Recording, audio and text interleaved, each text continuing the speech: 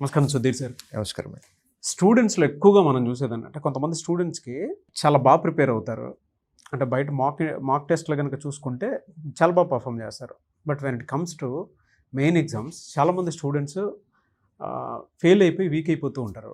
కంటిన్యూస్‌గా ఫెయిల్ చూస్తూ ఉంటారు. ఒక పాయింట్‌కి వచ్చేటప్పటికి వాళ్ళకి ఏమనిపిస్తుందండి, క్విట్ అయితే బెటరా అనుకునేటువంటి ఆలోచన వచ్చేస్తది. ఆ స్టూడెంట్స్ దాన్ని అసలు ఆ స్టేట్ ఆఫ్ మెంటాలిటీని ఎలా హ్యాండిల్ చేసుకొని, ఎలా సమర్థించుకోవాలి? ఎలా ముందుకు వెళ్ళాల్సినటువంటి అవసరం ఉంటుంది? లైఫ్ మీద ఒక క్లారిటీ ఉన్న ఆస్పిరెంట్‌కి ఈ ఫేజ్ చాలా ఈజీగా క్రాస్ చేయొచ్చండి. మీకు ఎంటైర్ లైఫ్ సైకిల్ గురించి మాట్లాడతాను. ఓకే. మనం పుట్టినప్పుడు క్రాలింగ్ ఏజ్, తర్వాత స్కూలింగ్ ఏజ్, తర్వాత teenage, middle age, married life, father character, mother character, grand father, grand mother character, ఇదంతా ఒక లైఫ్ సైకిల్. ఈ లైఫ్ సైకిల్లో నేను ఒక 3 పార్ట్స్ చేస్తాను లైఫ్ మొత్తాన్ని. Before job, during job preparation, after job. Life cycle మొత్తాన్ని నేను 3 పార్ట్స్ చేశాను. బిఫోర్ జాబ్ అంటే మనం చదువుకున్నటువంటి ఏజ్, అది స్కూలింగ్ అవ్వచ్చు, కాలేజ్ అవ్వచ్చు, గ్రాడ్యుయేషన్ అవ్వచ్చు, పోస్ట్ గ్రాడ్యుయేషన్ అవ్వచ్చు. జాబ్కి ముందంతా ఒక లైఫ్, జాబ్కి ప్రిపేర్ అయ్యేటప్పుడు ఒక లైఫ్, ఉద్యోగం వచ్చిన తర్వాత ఇంకొక లైఫ్. ఈ ఎంటైర్ 3 ఫేజెస్లో ఇక్కడ మీరు ఫేస్ చేసేటటువంటి failures 90% of your entire career. 90% మీ లైఫ్లో మీరు చూసేటటువంటి ఫెయిల్యూర్స్ అన్నీ కూడా డ్యూరింగ్ ప్రిపరేషన్లోనే ఉంటాయి. దానికి ముందు దాని తర్వాత మీరు చూసే ఫెయిల్యూర్స్ చాలా చాలా తక్కువ, 10% మాత్రమే. Be mentally prepared. Be mentally prepared.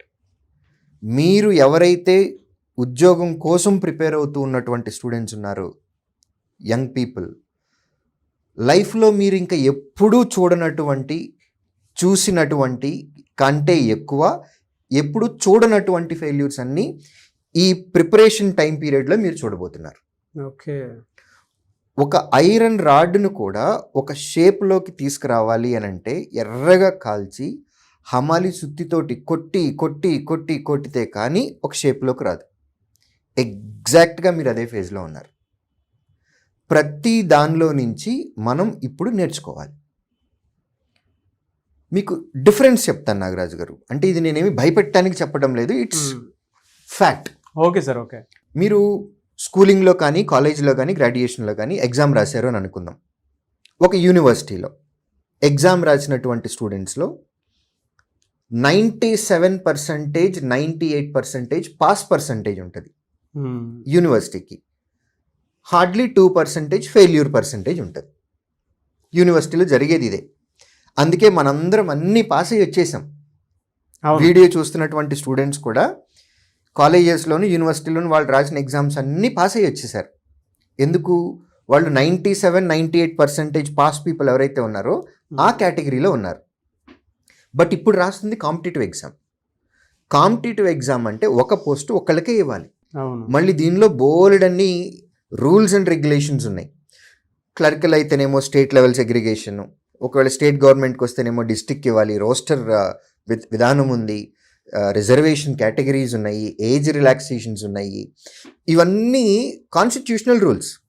ఇవన్నీ ఫాలో అవుతూ ఒక కాంపిటేటివ్ ఎగ్జామ్ రాసి అందులో నుంచి సక్సెస్ చూసేటటువంటి పర్సంటేజ్ 2 to 3%. కాంపిటేటివ్ ఎగ్జామ్ రాసిన వాళ్ళల్లో ఉద్యోగం వచ్చే వాళ్ళ యొక్క percentage 2 to 3%. 97, 98% see the failure. Success చూసేది 2 నుంచి 3% మాత్రమే. బట్ ఇప్పటి వరకు మనం చదివింది ఏంటి? 97, 98% పాస్ పర్సంటేజ్లో మనం ఉన్నాం. ఇప్పుడు అక్కడి నుంచి కాంపిటేటివ్ ఎగ్జామ్ రాసి టాప్ 2 to 3%లో ఉండాలి.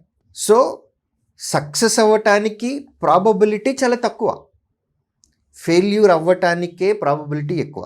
97% ఫెయిల్యూర్ అవ్వటానికే ఛాన్స్ ఉంది. కాబట్టి బీ మెంటల్లీ ప్రిపేర్డ్. ఫస్ట్ నోటిఫికేషన్లోనే ఉద్యోగం రావాలి అని ప్రతి ఆస్పిరెంట్కి ఉంటుంది, ప్రతి టీచర్కి ఉంటుంది, ప్రతి పేరెంట్కి కూడా ఉంటుందండి. నా స్టూడెంట్ ఫస్ట్ నోటిఫికేషన్లో రావాలి, నా పిల్లవాడికి ఫస్ట్ ఉద్యోగం రావాలని ప్రతి ఒక్కరికి ఉంటుంది. That's a desire. బట్ ప్రాక్టికాలిటీలోకి వెళ్తే 97, 98% నువ్వు ఫెయిల్ అవ్వటానికే ప్రాబబిలిటీ ఉంది.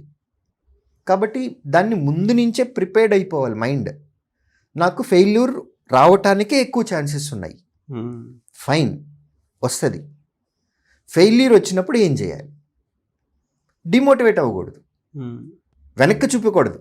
అవును. వెనక్కి తిరిగి వెళ్ళిపోయామంటే ఇంకెప్పటికీ వస్తుంది సక్సెస్?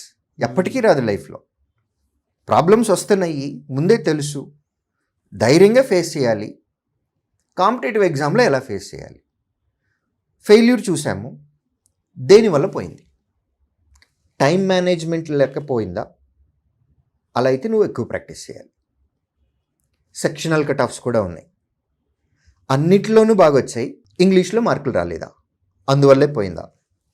ఇంగ్లీష్, దీన్ని ఎక్కువ ప్రిపేర్ అవ్వండి. నెక్స్ట్ ఎగ్జామ్ రాయండి. అర్థమెటిక్లో మార్కులు రాకపోవటం వల్ల తగ్గిందా? అర్థమెటిక్ వీక్ ఏరియా, దీన్ని రిపేర్ చేయండి. సో ఫెయిల్యూర్ వచ్చినప్పుడు ఏ సబ్జెక్టు వల్ల మనకు ఉద్యోగం రాలేదు, ఏ సబ్జెక్టు వల్ల మనం ఎగ్జామ్ క్వాలిఫై అవ్వలేదు అనేది ఐడెంటిఫై చేసుకోవాలి. ఇంకా మళ్ళీ డీప్ అనాలిసిస్ కూడా చేసుకోవాలి. అర్థమెటిక్ అనే అన్నాము. ఫర్ ఎగ్జాంపుల్, అర్థమెటిక్ అనగానే మనకి అర్థమెటిక్ చాప్టర్స్ ఉన్నాయి, న్యూమరికల్ ఎబిలిటీ ఉంటుంది, డేటా అనాలిసిస్ ఉంటుంది, క్వాడ్రాటిక్ ఈక్వేషన్స్ ఉంటాయి. ఇలా అందులో రకరకాల మాడ్యూల్స్ ఉంటాయి. ప్యూర్ మ్యాథ్స్ ఉంటుంది. ప్యూర్ మ్యాథ్స్లో అగైన్ మళ్ళీ trigonometry, algebra, geometry, coordinate geometry, calculus, ఇలా మళ్ళీ పార్ట్లు ఉన్నాయి. సో దీనిలో ఏ ఏరియా నుంచి మనకు మార్కులు రావట్లేదు, ఏది స్ట్రాంగ్గా ఉన్నాము, ఏది వీక్గా ఉన్నాము. వీక్ ఏరియా ఎగ్జామ్లో ఎక్కువ క్వశ్చన్స్ వస్తున్నాయా, ఇమ్మీడియట్గా దాని మీద కాన్సన్ట్రేట్ చేయాలి. స్ట్రాంగ్ ఏరియా ఆల్జిబ్రా ఎగ్జాంపుల్ చెప్తున్నా, ఆల్జిబ్రా స్ట్రాంగ్ ఏరియా, కానీ ఎగ్జామ్లో 1 లేదా 2 మార్కులే వస్తున్నాయి. నా టైం అంతా నేను ఆల్జిబ్రా మీద స్పెండ్ చేస్తే ఏం ఉపయోగం అండి? జామెట్రీ నుంచి 10 క్వశ్చన్లు వస్తున్నాయి. జామెట్రీ నా వీక్ ఏరియా. సో 10 క్వశ్చన్లు వస్తున్నప్పుడు నేను ఇమ్మీడియట్గా జామెట్రీ స్ట్రాంగ్ అవ్వాలి నేను. సో ఫస్ట్ సబ్జెక్ట్ని అనాలిసిస్ చేసుకోవాలి. ఇన్డెప్త్గా మళ్ళీ దానిలో ఏ టాపిక్స్, ఏ చాప్టర్స్ అనేది కూడా మనము అనలైజ్ చేసుకొని మన వీక్ ఏరియాని ఐడెంటిఫై చేసి దాన్ని ఓవర్కమ్ చేసి నెక్స్ట్ ఎగ్జాంపుల్కి వెళ్తూ ఉంటే సక్సెస్ చూడొచ్చు. అలా కాకుండా జస్ట్ లైక్ దట్ ఏదో ప్రిపేర్ అయ్యాము అన్నట్లుగా అన్నిటికీ ఈక్వల్ ఇంపార్టెన్స్ ఇచ్చేసుకుంటూ, ప్రాపర్ లాజిక్ లేకుండా, ప్రాపర్ స్ట్రాటజీ లేకుండా, మనల్ని మనం వీక్ ఏరియాని ఐడెంటిఫై చేసుకోకుండా ఎన్ని నోటిఫికేషన్లకు అప్లై చేసినా ఉపయోగమే లేదు. మనల్ని మనం ఇంప్రూవ్ చేసుకోవాలి ఎవ్రీ డే, అది చాలా ఇంపార్టెంట్. సో కాంపిటేటివ్ ఎగ్జామ్లో ఫెయిల్యూర్సే ఎక్కువ కనపడతాయి. అందుకే నేను చెప్పాను, మీ ఎంటైర్ లైఫ్లో మీరు చూసేటటువంటి ఫెయిల్యూర్స్ అనేవి కాంపిటేటివ్ ఎగ్జామ్ ప్రిపరేషన్ అప్పుడు చూసేవే 90% ఉంటాయి. మిగిలిన అంతా రెస్ట్ ఆఫ్ లైఫ్ చూస్తే ఒక 10% ఉంటాయి. ఎక్కువ ఫెయిల్యూర్స్ ఇక్కడే ఉంటాయి.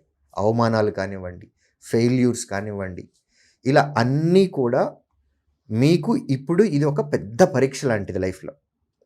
దీన్ని ఓవర్కమ్ అయ్యి బయటకు వచ్చారా, మీ లైఫ్ చాలా బాగుంటుంది.